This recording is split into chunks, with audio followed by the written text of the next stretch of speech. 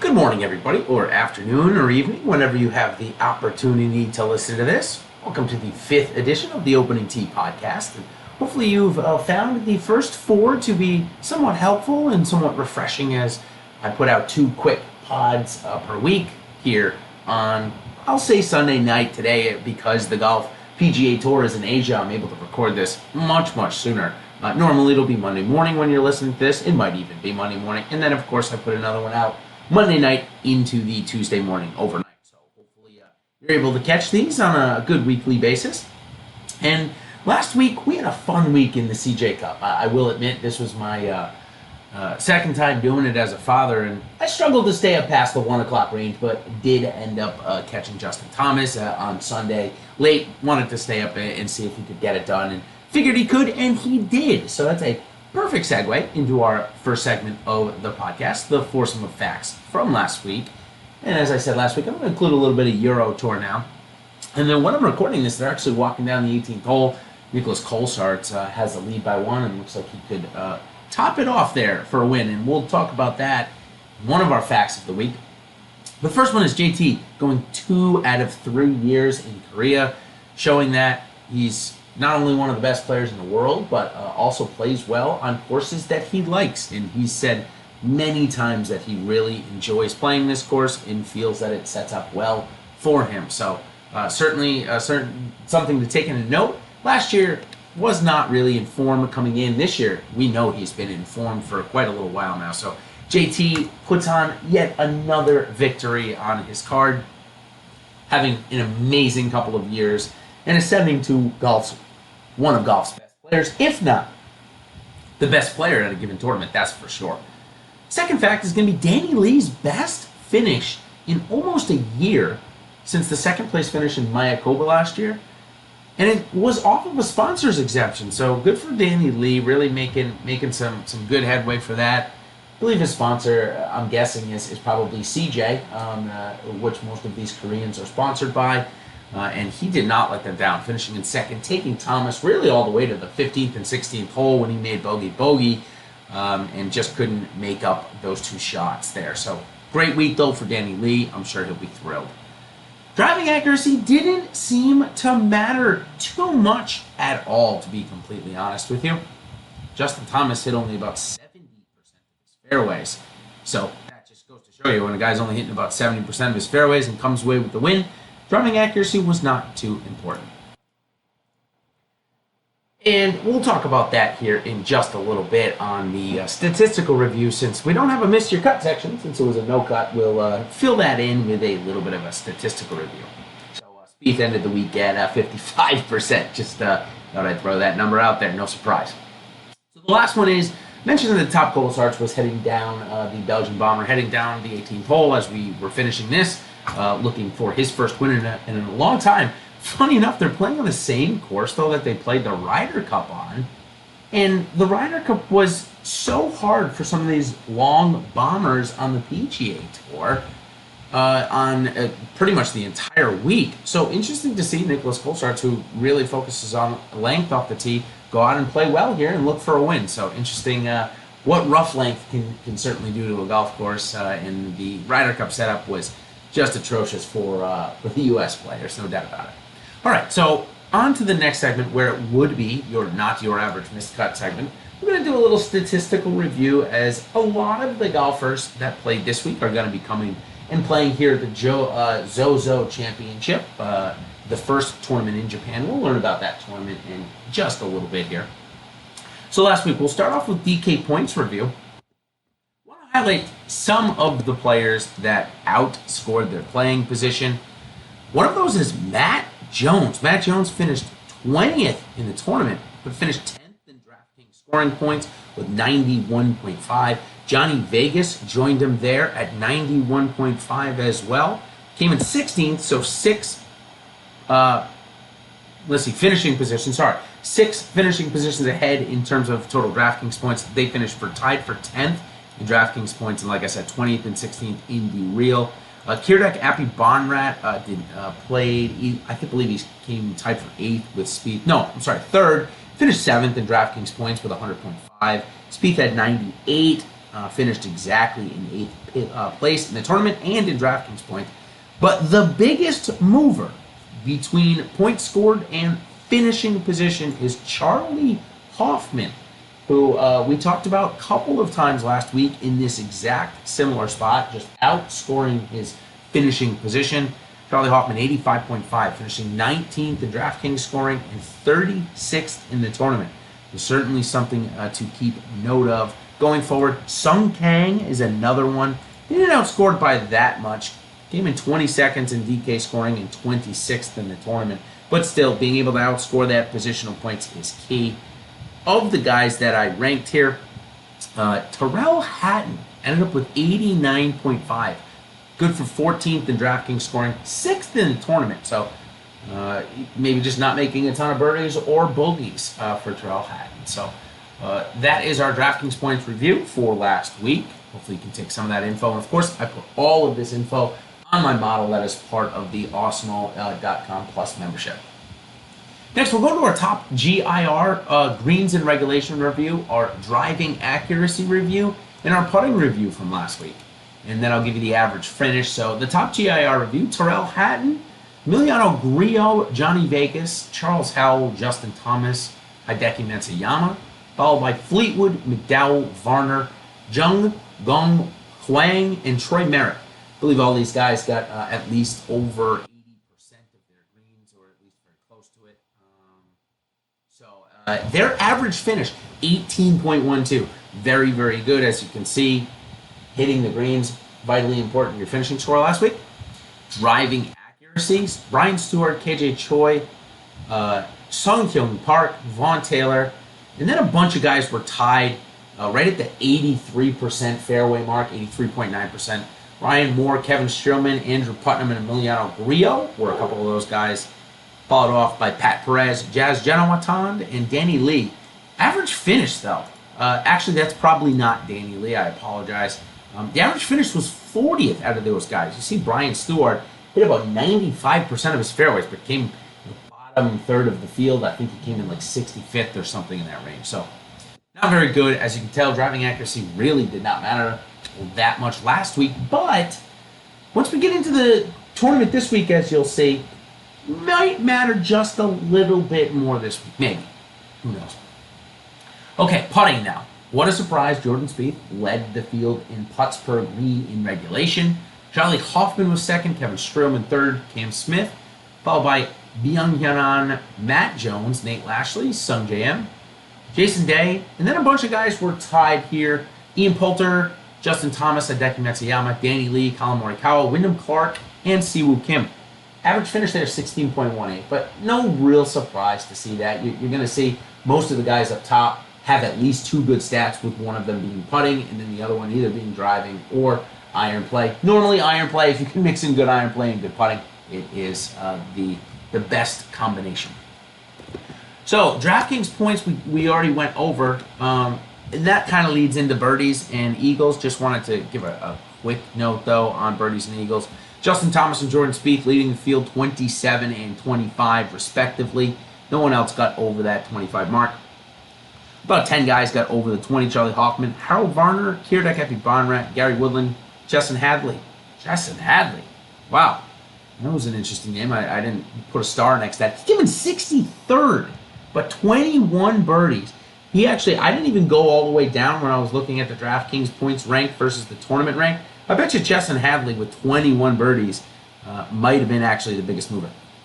Anyways, then we see Sung Kang, Ryan Palmer, and Byung-Hyun. We also did have a couple of Eagles out there. Kevin Streelman had 3 of them. Johnny Vegas also had 3 of them. So that's how Johnny Vegas got his points. 2 for Cam Smith, 2 for Corey Connors, 2 for Graham McDowell, 2 for Ian Poulter, 2 for Andrew Putnam, 2 for Matt Jones, and 2 for Colin Morikawa. So maybe a couple of guys to take a look at this week that are hitting their 200-plus yard approaches better than most. So that finishes up at least the player review from last week, which hopefully we're still at pretty good time here, which I suspect we are. We're at about 9 minutes, so perfect.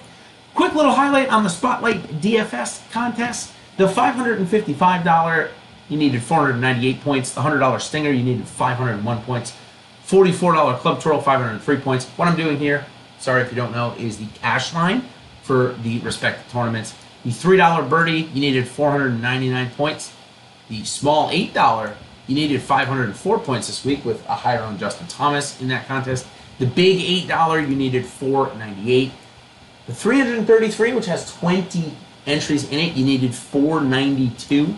The $200 single entry, you needed 498. Now we'll dip though into the smaller buy-ins. The $5 free entry was 495. The $12 single entry was 493, and the $25 single entry double up was 469.50. So pretty normal distribution of scoring for cash lines, I'd say, this week. As you can tell, about 25 or so points below the GPP scoring, below the GPP cash line was that 50-50 or cash line double up. I can tell the average of my head-to-heads this week was somewhere in that mark of about 440. My line was 420, so I did not cash. But head-to-head seemed to be a little bit easier to cash in if you had a decent lineup. Of course, I didn't have a decent lineup there, so no need to worry about that for my cash line this week. Okay, so let's transition into this week, and we'll learn about the Zozo, first ever Zozo Championship. It is played at Narashino Country Club. And this, the first most interesting stat about the course I want to bring up, really interesting. They have 2 greens for every hole. I don't know if they're going to play all of them, but they have 2 greens for every hole. So unlimited pin positions this week for sure. The course, it's actually part of, like I said, Narashino Country Club. It's owned by the Accordia. I'll go with that. Accordia Group, they own 40 plus courses in Japan. This one's a par 70 measuring just about 7,100 yards, just shy of it. Very tight fairways for most parts of the course. Very manicured, reminds me a little bit of out in San Diego where they play the Farmers Insurance, Torrey Pines. It was coming to me, sorry about that. But shorter, much shorter than Torrey Pines. But similar setup. There's also some native areas outside, but I would say that there's still a good amount of rough.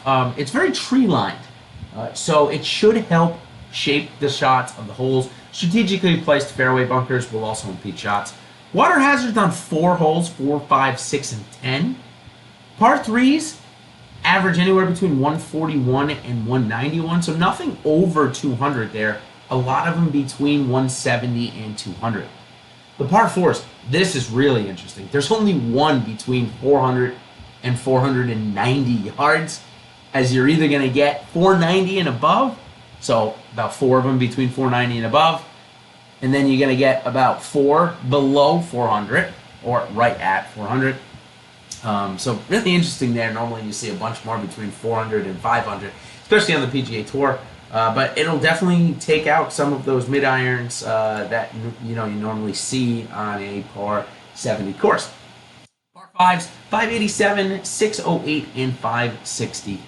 So not bad. That's the actual stats of the course. Now, a couple of my views on it. They provide a nice aerial view of each hole on their website. They did a YouTube video, so you get to see it. So my views of it when I looked at it, short with tight fairways, as I already mentioned. However, plenty of room between the rough and the native areas. So for guys, I can name a couple thinking off the top of my head that may not be a great driving accuracy. Shouldn't find too much trouble as long as they're keeping it within a 20 or 30 yard window. It looked like you had plenty of room there before you got into the tree line. However, some of the holes, the way the tree line is shaped, it definitely is reminiscent of early April at Augusta and how Augusta likes to make you play their golf course.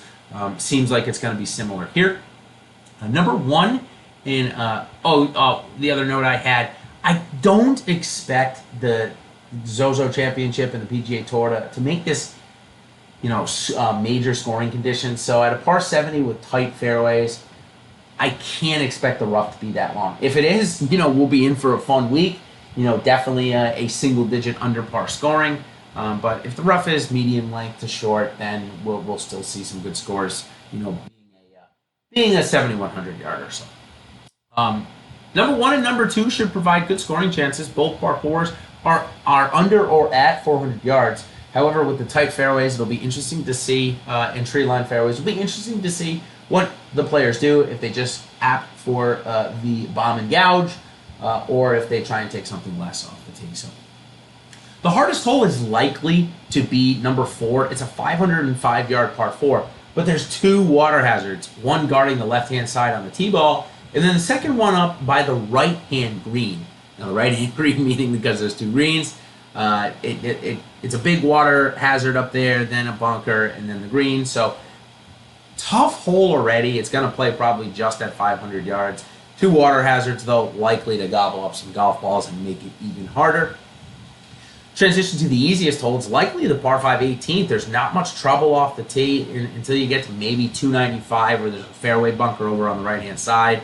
But it's pretty straightforward after that. It's just tree-lined guarding the green, but a short par 5, 562 yards finishing hole. So that could provide some drama going forward in the week. So the field this week comprised of the winner of the Bridgestone Open on the Japan Tour, the next best finishers, 2 of them from the Bridgestone Open, the top 7 from the current year Japanese Tour, 4 sponsors exceptions that are restricted, 4 sponsors exemptions unrestricted, top 60 available in the FedEx Cup points list. So what does that mean? What does that equate out to? That equates out to a really good field this week with 25 of the top 40 here to compete. It is the first ever Zozo Championship, so that's not too much of a surprise. We actually had over 30 of the top 50 here last week. We had just over 20, so a stronger field this week. Last week we had 7 golfers priced above 10K.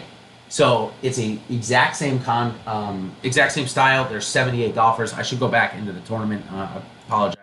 It is 78 golfers. It's a no-cut event, so the exact same thing we saw with the CJ Cup this week, going to have this week. So I suspect DraftKings is going to do something similar. They're going to price 7 guys, I bet, above 10,000. And I'm going to go with our first 12K printed price in a little bit of time of Justin Thomas at 12.3 coming off the win. I'm going to go with Rory right behind him at 11.9K. So a $400 difference between them two. And then I see a big drop. I see about a $1,000 drop. I think, I just because I know DraftKings, and especially if he goes out and plays well, I know this is weird, but plays well tonight in the Skins game, I got them coming in with Tiger Woods making his 2019-20 calendar year tour debut, PGA Tour debut, 10.9. Hideki at 10.8, coming off the tied 3rd now in his home championship, probably his first ever PGA Tour event in Japan. I'm sure there'll be some pressure on him, and of course at the Olympics coming up at the end of this year in June. So I bet they put Decky at 10.8. And then it gets questionable. I think Xander slides in here at 10.7K, maybe 10.5, maybe a little bit cheaper than Decky. Then Fleetwood 10.4, Finau 10.2, and then it's questionable. I think they could either go Paul Casey or Jordan Spieth here. Jordan Spieth was only about 7% owned at 10K last week, so I don't think they put him up there again this week. Paul Casey is coming off of a missed cut and was like really low owned at 11.5K a couple of weeks ago on the European Tour, so I thought they might slide him in here. So my 2 best guesses would be Paul Casey at 10K and then Jordan Spieth at 9.5K, although they could just flip-flop those 2 guys. Gary Woodland's interesting. He is also coming off a tie for 3rd last week, but nobody owns him again at about 9.4K, so I don't think they give him the bump just on recent form. Could be totally wrong there, of course, but that's at least my guess. All right, that is all I've got for the opening. Of course, I will review those prices tomorrow. I'll give you all of the field with the winner of the Bridgestone Open and everything I just mentioned there, as well as getting Matt Jones in for some advanced talk that we're going to look at. And these are the 2 stats that I'm going to have him dig into and then see if he can find some other ones. Strokes gained on par 70s. Played about 10 last year, roughly. And then if we could find strokes gained on courses under 7,100 yards. So some of those par 70s that we played were over 72 and 73, even 7,400 on one of them. So can we find courses under 7,100 yards at par 70? That'll be the interesting note. So we'll dive into those and a couple of more, as well as give you some more approach numbers that we expect to have as well. So until tomorrow night, everybody, or tomorrow evening, or tomorrow during the day, whenever you get to read this and listen to this and listening to Shot 3 from the Tee. That'd be great. Thanks again for joining, everybody, and good luck. Cheers.